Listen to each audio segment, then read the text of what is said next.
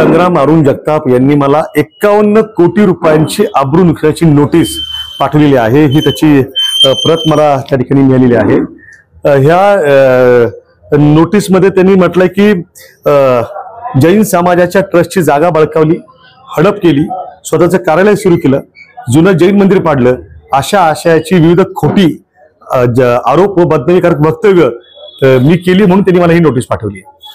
मुळामध्ये जी काही नोटीस मला 51 कोटींची मिळाली आहे ते पाठवणारे जे काही त्या ठिकाणी त्यांचे कायदेशीर सल्लागार आहेत ते स्वतः एसपी ऑफिस हल्ला प्रकरणात आरोपी राहिलेले त्या ठिकाणी व्यक्ती आहेत।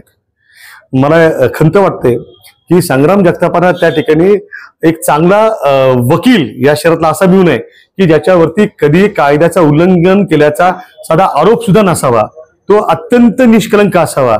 हे त्यांचं दुर्दैव जे आहे आणि त्यांचा चॉईस जो आहे तो याच्यातनं घडतो। एक दुसरं जे आहे की जैन मंदिराच्या भूखंडाच्या बाबतीमध्ये जे काही आरोप मी आतापर्यंत त्या ठिकाणी केलेत या आरोपांवरती मी अत्यंत ठाम त्या ठिकाणी आहे। या बाबतीमध्ये त्या ठिकाणी माझं संग्राम जगतापांना जाहीर चॅलेंज आहे, खुलं आव्हान आणि निमंत्रण देखील आहे की माझ्याकडे सगळे पुरावे आहेत। मयत माता ज्या आहेत मंगूबाई हिरालाल वोरा यांनी हा भूखंड जैन समाजाला त्या ठिकाणी मंदिराच्या धार्मिक कार्यकर्ता देणगी दिला होता, तो तुम्ही हडप केलाय। त्या ठिकाणी तुमचं राष्ट्रीय कार्यालय थाटलंय।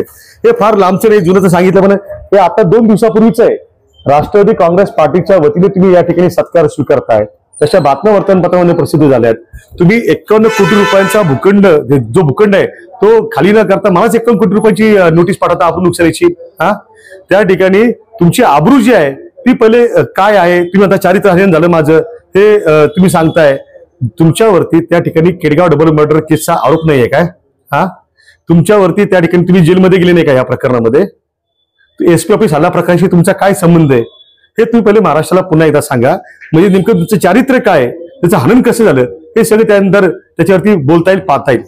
तुम्ही मला त्या ठिकाणी न्यायालयात बोला, मी न्यायालयात यायला तयार आहे। तुम्ही मला तुरुंगात टाका, मी तुरुंगात जायला तयार आहे। मात्र त्याआधी माझं तुम्हाला आव्हान आहे की तुम्ही राष्ट्रसंत आनंद ऋषी महाराज साहेबांच्या समाधीसमोर त्या ठिकाणी या।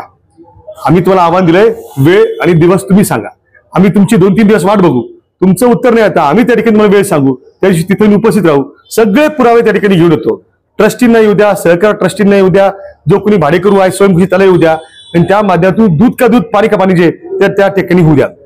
51 कोटी रुपयांच्या बाबतीमध्ये त्या ठिकाणी आपण जे काही माझ्याकडे दावा केलाय, मी एक फकीर माणूस आहे।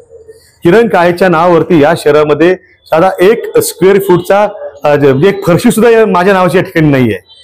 त्याच्यामुळे माझ्याकडे नाही इम्पोर्टेड गाड्या आहेत, माझ्याकडे काही वाईन शॉप नाहीये, माझं बिअर शॉपही नाहीये, माझा काही लॉजचा धंदा पण त्या ठिकाणी नाहीये। मी ही जे काही माझी भगवी जोडी नाही, भगवी जोडी, ही भगवी जोडी घेऊन त्या ठिकाणी आता समाजामध्ये फिरतो आणि तुम्हाला त्या ठिकाणी जे 51 कोटी रुपये पाहिजेत ते गोळा करून देतो। आता तुला माझ्यासारख्या फकीराकडे 51 कोटी पाहिजेत, हीच फार मोठी गोष्ट आहे। जर हे 51 कोटी घेतल्यानंतर जर तुम्ही त्या ठिकाणी मंदिराचा भूखंड खाली करणार असाल तर मी समाजामध्ये जाऊन ही जोडी त्या ठिकाणी पसरवायला तयार आहे।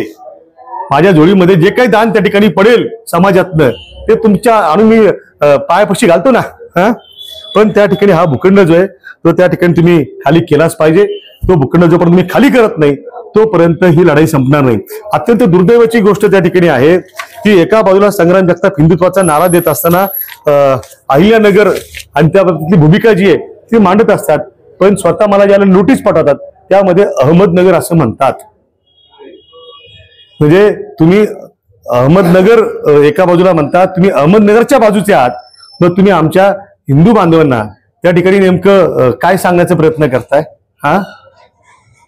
ही सगळी जी गोष्ट आहे त्यांनी त्या ठिकाणी समोर यावं।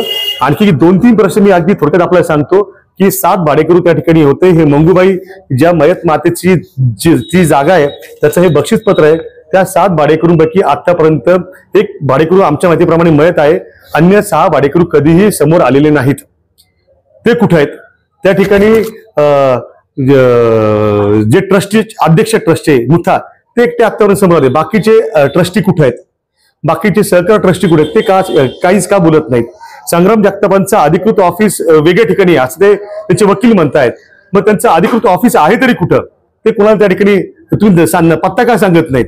त्यामुळे या सगळ्या प्रकरणामध्ये आता आम्ही 51 कोटी रुपये जे आहेत ते त्यांना देण्यासाठी समाजामध्ये फिरणार आहोत आणि त्या ठिकाणी भगवी झोळी जी आहे ती समोर ठेवून ते आम्ही दान जे आहे ते समाजाला मागणार आहोत.